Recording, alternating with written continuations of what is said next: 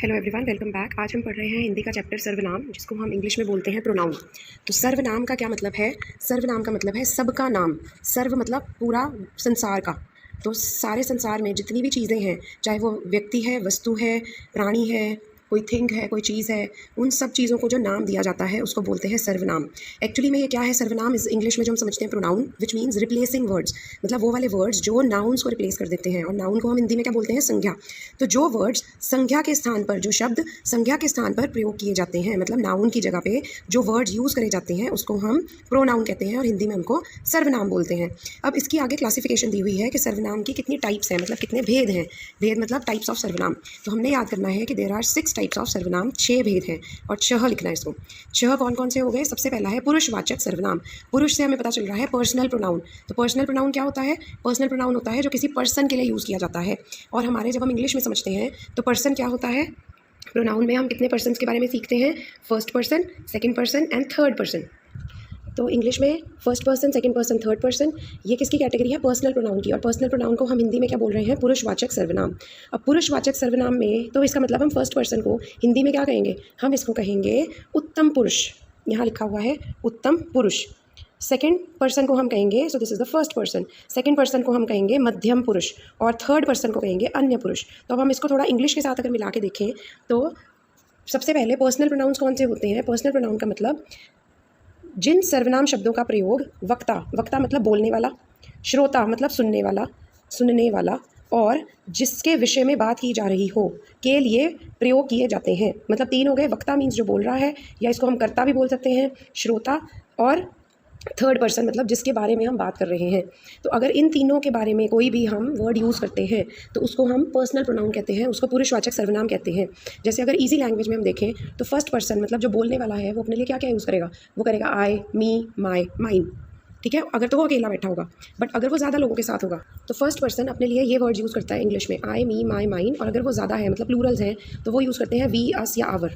अब इनको अगर हम हिंदी में कन्वर्ट करेंगे तो क्या होगा? मैं, मेरा, मुझे, मुझको। और अगर ज़्यादा बंदे होंगे तो वो क्या कहेंगे? हम, हमारा, हमें। तो ऐसे वर्ड्स जो होते हैं वो सारे फर्स्ट पर्सन में जाएंगे। मैं, मेरा, मुझे, मुझको, और हम, हमारा, हमें। तो ऐसे वर्ड्स सब किस में जाएंगे? फर्स्ट पर्सन में, जिसको हम हिंदी में बोलेंगे उत्तम पुरुष। तो अगर हम इसकी डेफिनेशन देखें, वो कहती है जो सर्वनाम शब्द, वे सर्वनाम शब्द जिनका प्रयोग बोलने वाला अपने लिए यूज़ करता है, जैसे मैं, हम, मेरा। तो हमने और भी एग्जांपल्स देख लिए। फिर आ गया हमारे पास सेकंड पर्सन मतलब मध्यम पुरुष। अब सेकंड पर्सन के लिए जब हम इंग्लिश में पढ़ते हैं तो सेकंड पर्सन के लिए हम हमेशा क्या यूज़ करते हैं? यू। बट हम हिंदी में इसको कैसे करेंगे? तुम, तुम्हारा, तुम्हें। तो हम सेकंड जब दूसरे बंदे से बात करेंगे यही वाले वर्ड यूज़ करते हैं, तुम, तुम्हारा, तुम्हें, तुमको, तुझे। तो हम ऐसे वर्ड यूज़ करते हैं। तो इसको बोलते हैं हम, या फिर अगर वो हमसे बड़ा है तो हम उसको यूज़ करते हैं आप, आपको, आपसे, कुछ ऐसे वर्ड्स। तो ये वाले वर्ड सारे होते हैं हमारे मध्यम पुरुष। तो जो सर्वनाम शब्द सुनने वाले मतलब श्रोता के लिए प्रयोग किए जाते हैं उनको मध्यम पुरुष कहा जाता है। फिर नेक्स्ट आ गया अन्य पुरुष मतलब थर्ड पर्सन। मतलब फर्स्ट पर्सन और सेकंड पर्सन दोनों बैठ के चुगलियाँ कर रहे हैं थर्ड पर्सन की। तो थर्ड पर्सन कौन होता है? कोई भी अन्य व्यक्ति है, वो लड़का भी हो सकता है, लड़की भी हो सकता है, कोई चीज़ भी हो सकती है जिसके बारे में वो बात कर रहे हैं। तो जो सर्वनाम शब्दों का प्रयोग किसी अन्य व्यक्ति मतलब वक्ता या श्रोता से भिन्न के लिए किया जाता है, उसे अन्य पुरुष कहा जाता है। मतलब ना तो वो वक्ता है, कर्ता नहीं है, वक्ता नहीं है, ना तो वो श्रोता है, वो कोई और ही व्यक्ति है, थर्ड पर्सन है। अब उसके लिए हम क्या यूज़ करेंगे? अगर हम इंग्लिश में देखें तो हम थर्ड पर्सन के लिए क्या यूज़ करते थे? अगर तो वो लड़का है तो ही, हिज, हिम। अगर लड़की है तो शी, हर। और अगर थिंग है तो इट। और अगर ज़्यादा चीज़ें हैं तो दे, देम, देयर। ऐसे वर्ड यूज़ करते थे। बट यहाँ पे अब हम इनकी जगह पे क्या यूज़ करेंगे? उन्हें, उसे, उसका, उनका। एक होगा तो उसका, उनका। और अगर हमसे बड़े हैं या ज़्यादा चीज़ें हैं तो उन्हें, उनको, उसका, उसको। तो सिंपल सी बात है, इंग्लिश वाली हमने हिंदी में याद रखनी है, जैसे हम रूटीन में लैंग्वेज अपनी बोलते हैं। तो उसने, उन्हें, उन्होंने, उसे। और क्या वर्ड्स हैं? वह और वे। वह जब हम एक ही बंदे की बात कर रहे हैं कि वह आज मेरे घर आया है। जब ज़्यादा की बात कर रहे हैं तो वे आज मेरे घर आए हैं। अब वे कौन है? वो थर्ड पर्सन है। तो 2 बंदे बात कर रहे हैं कि वह आज मेरे घर आया था या वह कल आएगा, और या फिर बात कर रहे हैं कि वे आज हमारे घर आएंगे या कल आएंगे। ठीक है, तो ये हो गया हमारा पुरुषवाचक सर्वनाम जिसकी 3 कैटेगरीज थी, उत्तम पुरुष, मध्यम पुरुष एंड अन्य पुरुष। नेक्स्ट आ गया संबंधवाचक, जिसको इंग्लिश में हम बोलते हैं रिलेटिव प्रोनाउन। संबंधवाचक मतलब वो रिलेशन बनाता है, रिलेटिव प्रोनाउन है। जो सर्वनाम शब्द वाक्य में दूसरे सर्वनाम शब्दों के साथ संबंध प्रकट करते हैं उन्हें हम क्या बोलते हैं, संबंधवाचक सर्वनाम। अब यहाँ पे कैसे हैं, जो पढ़ेगा सो बढ़ेगा, जैसी करनी वैसी भरनी, जो जैसा करोगे वैसा पाओगे। तो जो और सो यहाँ पे वर्ड्स हो गए, जैसा वैसा, जैसी करनी वैसी तो जैसी वैसी। ऐसे शब्द जो आपस में संबंध प्रकट कर रहे हैं उनको बोलते हैं, मतलब रिलेशन शो कर रहे हैं, उनको बोलते हैं संबंधवाचक सर्वनाम। थर्ड आता है निजवाचक सर्वनाम। निजवाचक का क्या मतलब है, जो कि कर्ता, कर्ता कौन है, जो बंदा वक्ता है, जो काम करता है उसको बोलते हैं कर्ता, मतलब जो कोई क्रिया कर रहा है, जो कोई काम कर रहा है। तो जो बंदा कोई काम कर रहा है वो अपने लिए, अपने आप के साथ कोई अपनापन प्रकट कर रहा है, खुद के लिए वर्ड यूज़ कर रहा है, उसको बोलते हैं निजवाचक सर्वनाम। जैसे मैं ये चित्र अपने आप बना लूँगी, तो यहाँ पे मैं वर्ड क्या होएगा, मैं तो हो जाएगा पुरुषवाचक उत्तम पुरुष, अपने आप बना लूँगी, अपने आप वर्ड क्या हो जाएगा यहाँ पे, निजवाचक सर्वनाम। ऐसे ही गौरव स्वयं गाड़ी चला रहा है, तो गौरव और गाड़ी क्या हो गई, ये तो दोनों संज्ञा है, प्रॉपर नाउन, मतलब ये प्रॉपर नाउन है और ये कॉमन नाउन है गाड़ी। और स्वयं क्या हो जाएगा, अपने आप की जगह यहाँ स्वयं यूज़ करा गया है, तो ये हमारा है निजवाचक, मतलब खुद के लिए, खुद भी वर्ड आ सकता है इसमें, मैं अपना काम खुद कर लूँगी, तो वो वर्ड भी क्या होगा, निजवाचक सर्वनाम। अगर हम इसकी लैंग्वेज देखें तो जो सर्वनाम शब्दों से वाक्य में कर्ता के साथ अपनापन प्रकट हो, कर्ता के साथ अपनापन मतलब कर्ता खुद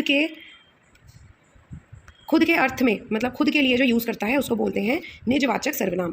नेक्स्ट आ गया हमारे पास निश्चयवाचक सर्वनाम। निश्चय मतलब जो पक्का हो कोई चीज़, निश्चय मीन्स दृढ़ निश्चय, पक्का फैसला कर लेना। तो निश्चयवाचक सर्वनाम क्या कहता है कि जो सर्वनाम शब्द किसी पर्टिकुलर वस्तु मतलब थिंग या पर्टिकुलर पर्सन की तरफ पॉइंट करे उसको बोलते हैं निश्चयवाचक सर्वनाम। जैसे यहाँ पे है यह कमल की साइकिल है, तो अब यह वर्ड किसके लिए यूज़ हुआ है, साइकिल के लिए, तो यह साइकिल के लिए यह यूज़ हुआ है, तो यह निश्चयवाचक सर्वनाम है, राइट। अगर यहाँ पे देखो, यहाँ पे एक बहुत ही कंफ्यूज होते हैं बच्चे, एक हम नेक्स्ट अभी वीडियो बनाएंगे जिस पे है विशेषण, वहाँ पे आता है हमारे पास सार्वनामिक विशेषण। तो सार्वनामिक विशेषण और निश्चयवाचक सर्वनाम में बहुत लोग कंफ्यूज होते हैं, क्यों, देखो जब दोनों में वर्ड्स यह वह ऐसे वर्ड्स ही यूज़ होते हैं या ये वे, बट डिफरेंस क्या आएगा, जब हमारा संज्ञा से, नाउन से यह और वह वर्ड दूरी पे है, there are some other words in between, तो ये वाला वर्ड सर्वनाम है। जैसे यह कमल की साइकिल है, अगर ये वर्ड होता, अगर ये सेंटेंस ऐसा होता कि यह साइकिल कमल की है, तो यह साइकिल मीन्स साइकिल के साथ, cycle is a noun, noun के साथ ही यह वर्ड चिपक गया वहाँ पे, तो वो क्या होता, सार्वनामिक विशेषण होता। ऐसे ही अगर हम यहाँ पे पढ़ें वह अजय का घर है, अब वह किसके लिए बता रहा है, वह पॉइंट कर रहा है घर की तरफ, तो घर और वह में डिस्टेंस है, मतलब बीच में कुछ और वर्ड्स आ गए हैं, इसीलिए वह वर्ड क्या है, निश्चयवाचक सर्वनाम है। बट अगर मैं इसको दूसरी तरह लिख दूँ, वह घर अजय का है, तो वह और घर एक दूसरे के साथ साथ, इसमें वह और घर एक दूसरे के साथ साथ आ रहे हैं, मतलब घर एक नाउन है, नाउन के साथ वह चिपक गया, मतलब वह नाउन से पहले आ रहा है, तो उस केस में वो सार्वनामिक विशेषण होता। I hope this is clear, this difference is clear. Next is अनिश्चयवाचक। तो अगर हम इसकी डेफिनेशन देखें निश्चयवाचक सर्वनाम की, क्या कहती है कि वो वाले सर्वनाम शब्द जो किसी निश्चित means there is a fixed person और अ फिक्स्ड थिंग, किसी फिक्स्ड पर्सन या फिक्स्ड थिंग की तरफ पॉइंट आउट करते हैं, का बोध करते हैं, उन्हें निश्चयवाचक सर्वनाम कहते हैं। फिर आ गया निश्चयवाचक सर्वनाम। तो जो सर्वनाम शब्द किसी फिक्स्ड पर्सन या फिक्स्ड थिंग की तरफ पॉइंट आउट नहीं करते, जैसे अगर मैं कह दूँ दाल में कुछ गिरा है, अब क्या गिरा है, कुछ गिरा है, तो कुछ पता नहीं क्या गिरा है, तो वो अनिश्चित बात है, इसलिए उसको बोलेंगे अनिश्चयवाचक सर्वनाम। अगर मैं कहूँ बाहर कोई गाना गा रहा है, तो कोई मतलब कौन, कुछ पता ही नहीं है, तो दैट इज़ अनिश्चयवाचक सर्वनाम। बाहर कौन आया है, तो कौन, कुछ नहीं पता कौन आया है, तो दैट इज़ अनिश्चयवाचक सर्वनाम। नेक्स्ट आ गया प्रश्नवाचक सर्वनाम। तो जिन वर्ड से, जिन सर्वनाम शब्दों से प्रश्न पूछा जाता है, जैसे क्या कर रहे हो, बाहर कौन आया है, इधर कौन आ रहा है, तो जो भी क्वेश्चन वाले वर्ड्स होते हैं उनको बोला जाता है प्रश्नवाचक सर्वनाम। तो आई hope this much is clear.